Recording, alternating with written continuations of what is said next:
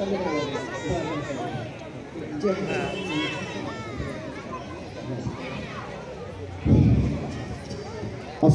আলাইকুম ওয়া রাহমাতুল্লাহি ওয়া বারাকাতুহু। প্রিয় শ্রোতাবৃন্দ এবং আমাদের গার্জেন যারা উপস্থিত আছেন, আমরা সবাই তো গার্জেন, সবাই আমাদের দিন শিক্ষা। তো দিন শেখার জন্যে আমাদের শিক্ষক দরকার। তো আমাদের বয়স হয়েছে, এখন শিক্ষক থেকেও আমরা নিতে পারছি, কিন্তু আমাদের বাচ্চাদের নেওয়ার যোগ্যতা আছে। কিন্তু ঠিক যখন তাদের নেওয়ার সময়, সেই সময় যদি আমরা না দিতে পারি, খিদে যখন লাগে তখন যদি খাবার না দিই, তাহলে সে খাবার আর আমাদের প্রতিক্রিয়া হয়ে যাবে, উপকার না হয়ে অনুপকার হয় অনেক সময়, ভুল বোঝা বুঝেছে। তো এই শিক্ষকরা একটা মূল্যবান সম্পদ আমাদের, যারাই আমাদের বাচ্চাদের ভিত তৈরি করে। আগামী দিনে দুটো কথা আমরা বললেই বুঝতে পারবো, একটা হচ্ছে ইহকাল এবং পরকাল সবটাই সুন্দর হয়। সকলে বলি সুবহানাল্লাহ।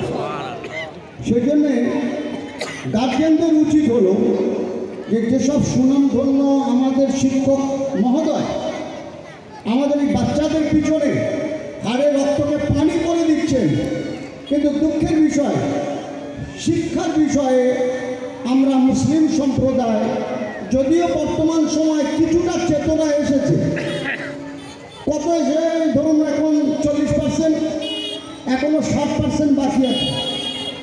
কারণ শিক্ষা খাতে খরচা করতে আমাদের গায়ে জ্বর আসে।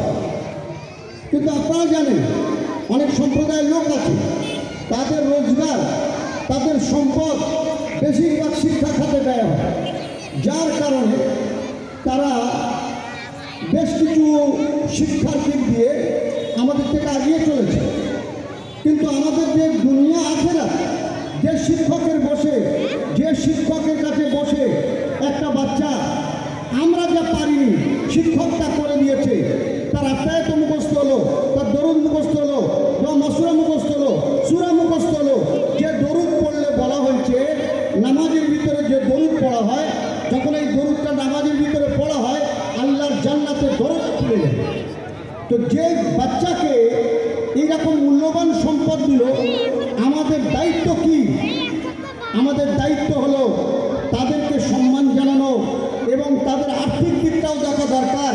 যদি আর্থিকটা না দেখা হয় তাহলে এই শিক্ষা প্রতিষ্ঠান চলবে কী করে? সকাল 6টা বা 7টা থেকে ক্লাস চালু হলো, আমাদের হুজুররা রাত 11টা পর্যন্ত এক টানা শ্রম দিয়ে চলেছে। সেজন্য আমি সংক্ষেপ বলবো যে আমাদের গার্জেনদের আরও বেশি আপনারা বাচ্চাদের প্রতি আরও বেশি ধ্যান দিন এবং বাচ্চাদের আরও গুরুত্ব সহকারে দুনিয়াতে দেওয়ার চেষ্টা করুন।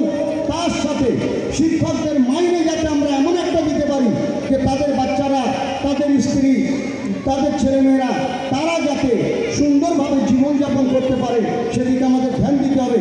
অর্থাৎ আমরা দেখি 150 টাকা মাইনে দিতে কষ্ট হয়, 200 টাকা মাইনে দিতে কষ্ট হয়, এটা খুব লজ্জার কথা, খুব শরমের কথা। উল্টে যেসব ছেলেরা আজকে ফার্স্ট হলো, আমাদের যারা জিম্মাদার আছে এইসব ফার্স্ট ছেলেদের তারা একটা করে প্রাইজ দিল, যারা ফার্স্ট হয়েছে। তা আমরা যারা ফার্স্ট করালো তাদের আমরা কি প্রাইজ দিলাম? তাদের আমরা কি বোনাস দিলাম? যে একটা গার্জেন সে খেয়াল করলো না যে আমার একটা বাচ্চা দুনিয়া আখেরাতের ফার্স্ট হয়ে গেল, আজ দুনিয়াতে দিকে, তো আমি একটা বকশিশ দেবো, আমি ওস্তাদের একটা বকশিশ দেবো, আমি দুনিয়াতে একটা বকশিশ দেবো, যাতে এই দুনিয়া আরও সুন্দরভাবে গুছিয়ে আগিয়ে যেতে পারে। সুবহানাল্লাহ বিহামদিহি। আশা করবো আপনারা যত চেষ্টা করছেন আরও আমরা চেষ্টা করি। আমাদের জিম্মাদার যারা আছে, সত্যিকার আমি যখন মসজিদে যাই আমার চোখ থেকে পানি এসে যায় যে এইসব জোয়ান ছেলেরা এক টান খেদমত করে চলেছে, এক টান সকাল সন্ধ্যে দুপুরে বাচ্চাদের পিছনে মেহনত করছেন। হ্যাঁ, তাদের আমাদের সম্মান জানা দরকার। আল্লাহ পাক পরওয়ারদিগার বেনিয়াত সমস্ত ফিতনা থেকে হেফাজত করিয়ে, সমস্ত রকমের বিশৃঙ্খলা থেকে, সমস্ত রকমের কেল্লা জীবন থেকে হেফাজত করিয়ে এই প্রতিষ্ঠানকে আরও যাতে সুন্দরভাবে গুছিয়ে আগিয়ে নিয়ে যাওয়া যায় এবং শিক্ষকদের মর্যাদা যেভাবে দিলে আল্লাহ খুশি হবে, আল্লাহ রাজি হয়ে যাবে, আমরা সেইভাবে যেন শিক্ষকদের মর্যাদা দেওয়ার চেষ্টা করি। ওমা আলাইনাল বালাগ। আসসালামু আলাইকুম ওয়া রাহমাতুল্লাহ।